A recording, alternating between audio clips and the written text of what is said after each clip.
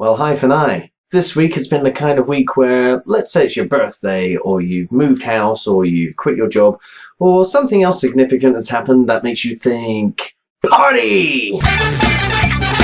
So you invite all your friends round with a whole week's notice, and on the day of the party itself,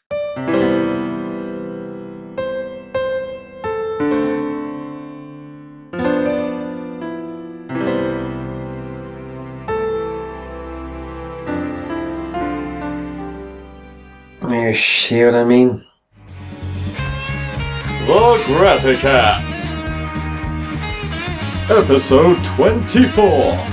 The show must go on.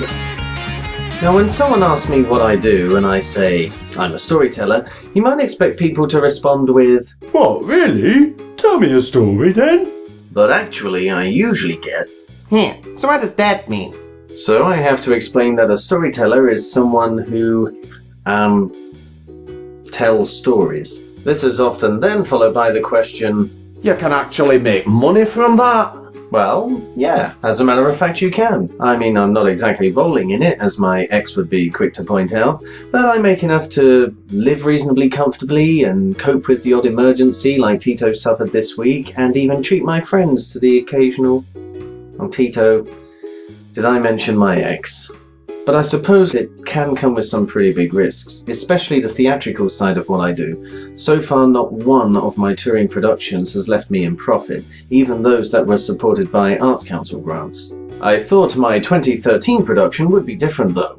This one had an award-winning magician on the team, a brilliantly colourful and creative set designer, and free rehearsal space courtesy of Gainsborough's Trinity Arts Centre. At first, all looked brilliant. We premiered at Greenbelt Festival to nearly 1,000 kids who absolutely loved it, and we had a pretty similar reception from the first few venues, but then bookings dried up. Our agents said that theatre managers were starting to get more choosy, preferring only to book things that they'd been able to see, and her solution to this was simple: film the show. So last year I found us a great videographer happy to work on deferred payment. We agreed he'd shoot our production on the 28th of October. Yes, the 28th of October. I offered him a lift, but he said it's fine, he'd take the train. Yes, it was fine. He'd take the train. That day we were performed to an excited full house. But of course that was also the same day that the UK suffered a rather severe windstorm, which led to most trains around the country getting cancelled. We had audience, we had show, but video? Well, our next opportunity was last February. As usual, I hired a van with the perfect internal dimensions to fit our largest piece of scenery. Yes, internal dimensions. So after driving about 55 miles to get the scenery, I had about 30 minutes to load the van before the drive to the theatre. Yes, 30 minutes. But as I tried to load the centrepiece, I discovered the van doorway was too narrow. Literally only by 2 centimeters, but it was enough to make it impossible to get that piece of scenery in, meaning we couldn't have the right setup.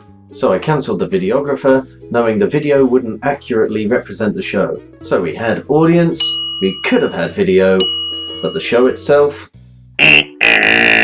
That, unfortunately, was the last show on our schedule that the videographer could make, so I had to stump up the cash to book a venue and host the show ourselves. Normally, venues book us and make up their money from ticket sales, but now it would be us trying to sell tickets.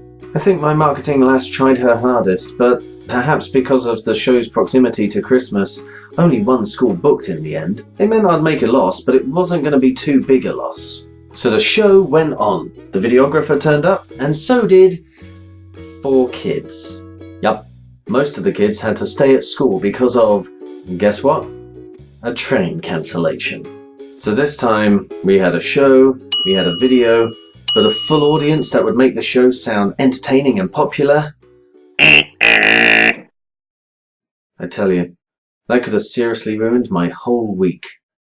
But I tell you what, if I let those things get to me, there's no way I'd be able to put on a decent show. And the responses we got from those audiences let us know that our show was way beyond decent. Even the one for those 4 kids. And I'm convinced that raising a smile on someone else's face is by far the most satisfying feeling you can get. Why? Well, I guess it's because seeing that smile means that you've made a positive impact on the world, and that means you've proved that there's a positive reason you're alive. You could say I'm destroying the concept of altruism with rationality, but I can tell you this: the beggar who's just got the money for some food, the patient who's just received a kidney, or the child who's just heard a good story, well, they'll still be happy. Besides, I've received enough altruism to be super grateful myself this week. There's that mum who brought at least those 4 kids with her car, for instance. There's also the videographer who was still happy to give his time for deferred payment. And of course, my amazing colleagues, without whom there's no way I could have put together such a fun and delightful show. So, cheers, y'all.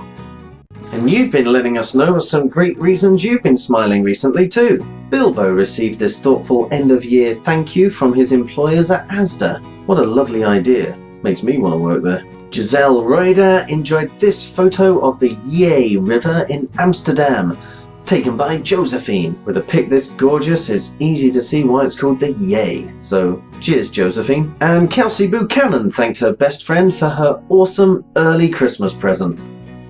Everyone's going to want you to tell them the time now, Kelsey, and thanks for sharing. And over on Facebook, Amy thanked Morrison's checkout assistant Daniel for donning both the antlers and the attitude of a reindeer to help her lug her shopping back to her car, which meant journeying halfway across Stowmarket in Suffolk. Well, Daniel, Santa would be proud. And Emma, also from Suffolk, shared her gratitude for her granddad, who passed away earlier this month. As well as leaving her with many, many fond memories, looks like he also gave her one whole half of the family she's been enjoying time with. She also shared her thanks for her parents and friends like Sophie, Becky, Jackie and Stephen, who've helped her through the recent tough times. Thanks for sharing so much with us, Emma. You mentioned that your granddad liked jazz and asked for a good jazzy Christmas tune for this week's Gratitune. Well, I think that this suggestion from Charlie in Cambridge should fit just fine. It's Mele Kaliki Wala, or something like that, sung by Bing Crosby and mixing a delightful brass band with the rhythm of a Hawaiian ukulele. I'll post a link to the full song at the end of this video. Well folks, our next Graticast will be our Christmas Graticast. I'm going to post it up on Boxing Day so you have the chance to share all the Christmas thanks you want to give after your celebrations on Christmas Day. Maybe you want to say thank you for that special present or that particularly scrummy morsel of Christmas party food. Or share the blessing you feel for a friend or family member too far apart to join you this Christmas time. Whatever your Christmas gratitude, send it to me by commenting on this video or following our social media links below. And while you're at it, let me know which Christmas song you think should be crowned our Christmas Gratitune.